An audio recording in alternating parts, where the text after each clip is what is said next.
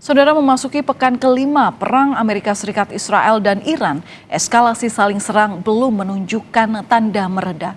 Presiden Prabowo Subianto dan Perdana Menteri Jepang Sanai Takaichi sepakat siap menjadi mediator konflik global. Amerika Serikat melalui Komandan Komando Pusat Brad Cooper menyatakan militernya berhasil melumpuhkan kekuatan militer Iran lewat operasi bernama Epic Fury. Kemampuan Iran untuk menyerang keluar wilayahnya disebut sudah jauh berkurang. Di tengah klaim kemenangan militer Amerika Serikat atas Iran, muncul sinyal penarikan pasukan dalam waktu dekat. Presiden Donald Trump menyatakan dalam waktu 2 hingga 3 minggu ke depan pasukannya akan pergi. Menurut Trump, misi utama memastikan Iran tidak memiliki senjata nuklir telah tercapai. Pardon me for interrupting. The U.S. will be gone or done with the war in 2 I think with 2 or 3 weeks, Not 3 weeks. If it is we'll 3 leave. weeks, Because then it there's will no be reason fast for us to forward. do this. Definitely. Look, problem with the Strait, a guy can take a mine, drop it in the water, and say, oh, it's unsafe. It's not like you're taking out an army or you're taking out a country or they can drop it. Or you can take a machine gun from the shore and shoot a few bullets at a ship. Or maybe an over-the-shoulder missile, small missiles. That's not for us. That'll be for France. That'll be for whoever's using the strait. Sebelumnya Iran secara tegas menolak rencana perdamaian 15 poin yang diusulkan Trump dengan menyebut tuntutan itu berlebihan, tidak realistis, dan tidak logis.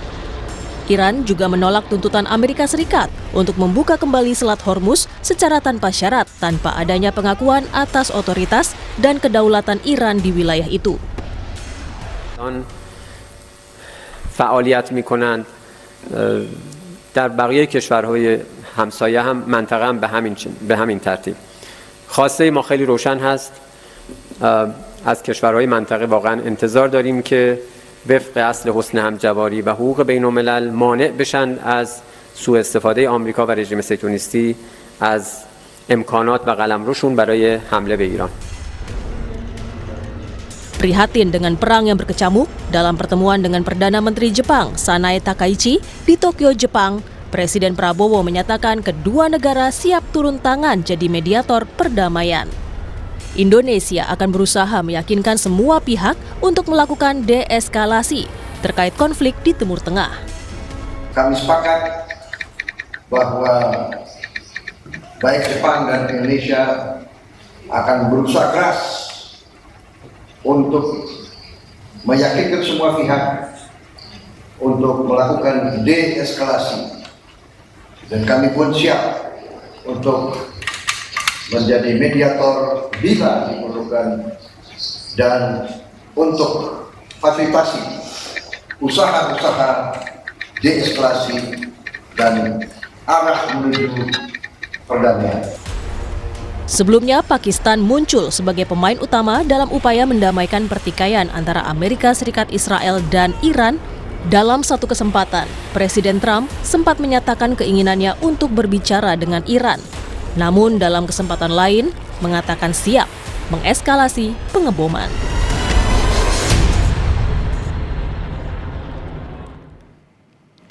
Saudara, perang di Timur Tengah terus berkecamuk. Kini Indonesia dan Jepang menawarkan untuk menjadi mediator demi perang berakhir. Apakah langkah ini bisa disambut oleh pihak Amerika Serikat dan Iran? Kita akan bahas bersama dengan pengamat Timur Tengah Hasibullah Satrawi. Selamat malam, Pak. Apa kabar? Selamat malam, Mbak Valen. Alhamdulillah kabar baik. Alhamdulillah kabar baik, semoga selalu untuk Anda dan juga keluarga Pak Satrawi. Pak, ini Trump beberapa waktu lalu ini menyatakan kalau akan tarik mundur pasukannya 2 atau 3 minggu ke depan. Tapi kenyataannya justru ada pasukan yang datang melalui kapal induk yang baru saja berlayar di Timur Tengah. Nah, ini apakah jadi sinyal bahwa perang ini masih akan berlangsung berkepanjangan? Ya, saya rasa memang kita harus membedakan perkembangan perang ini di 2 level ya. Yang pertama di lapangan dan yang kedua di ruang-ruang pengambilan keputusan.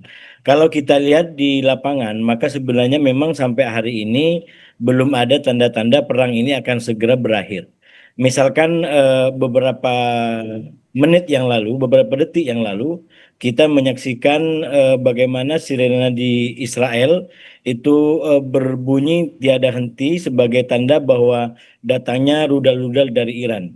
Padahal kita ikutin beberapa jam sebelumnya itu sempat dilaporkan sempat menurun dan cukup menggembirakan. Tapi sekali lagi dalam perkembangan terbaru justru rudal-rudal Iran kembali datang yang menjawab serangan-serangan yang juga dilakukan oleh Amerika dan Israel di tempat-tempat di Iran. Nah, ini sekali lagi menunjukkan bahwa di lapangan belum ada tanda-tanda para pihak atau tiga negara ini untuk mengakui kekalahan. Justru mereka masih siap untuk tancap gas, menunjukkan bahwa mereka masih punya kemampuan dan ingin mencapai kemenangan.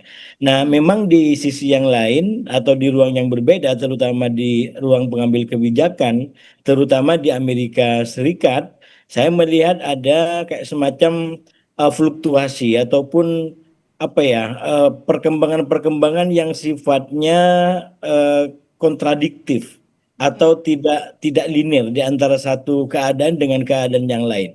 Dan sebenarnya itu tidak aneh kalau kita pahami dari sosok Presiden Donald Trump yang memang dikenal sebagai sosok yang susah ditebak.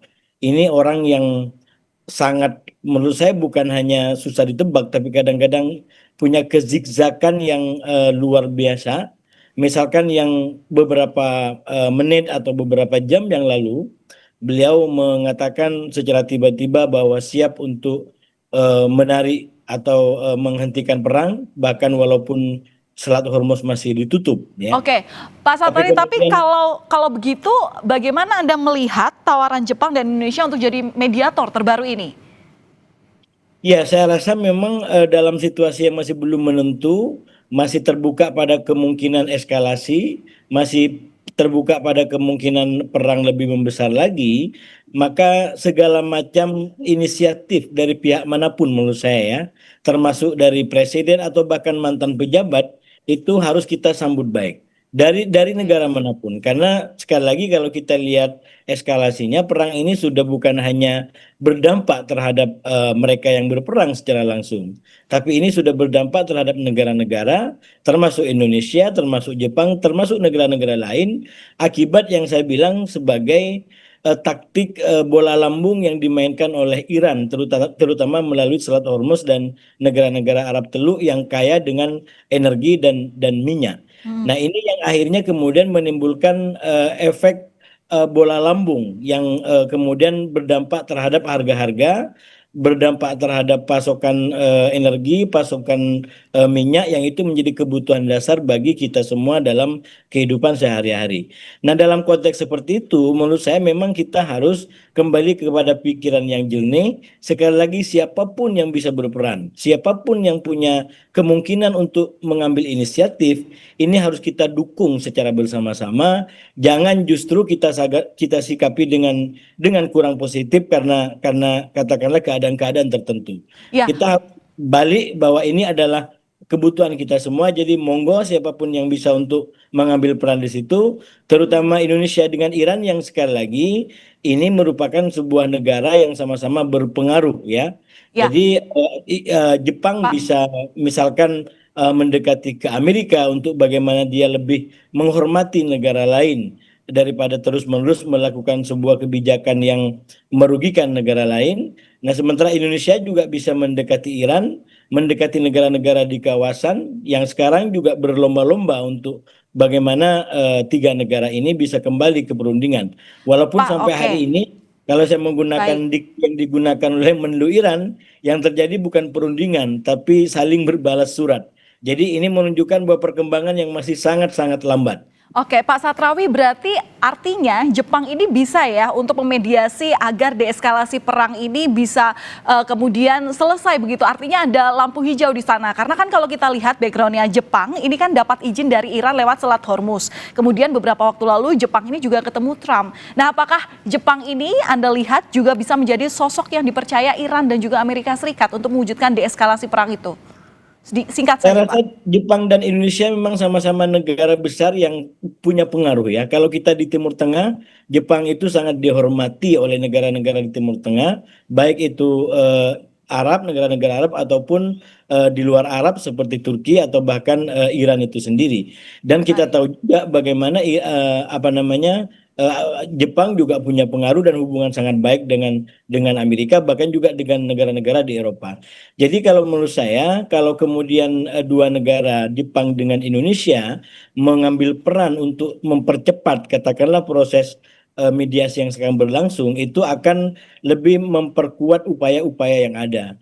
Karena sekali lagi ini Baik. kan polanya sudah mulai mengembang konfliknya. Misalkan yang terbaru Trump sudah mulai kasih ultimatum dia akan keluar dari NATO. Jadi Baik. perang ini juga bisa mengiris kembali, membuka luka dan konflik yang baru, misalkan di antara Amerika dengan sekutu-sekutunya di Baik. Eropa. Nah, menurut saya peran para pihak bukan hanya dalam konteks perang ini sekarang, tapi bagaimana ke depan tidak semakin terjadi pembelahan-pembelahan yang Baik. bisa membuka perang di masa yang akan datang. Baik, terima kasih atas analisa Anda, pengamat Timur Tengah Pak Hasibullah Satrawi. Terima kasih sudah berbagi analisa Anda di Kompas Malam Kompas TV. Salam sehat selalu, Pak. Terima kasih Mbak Valen.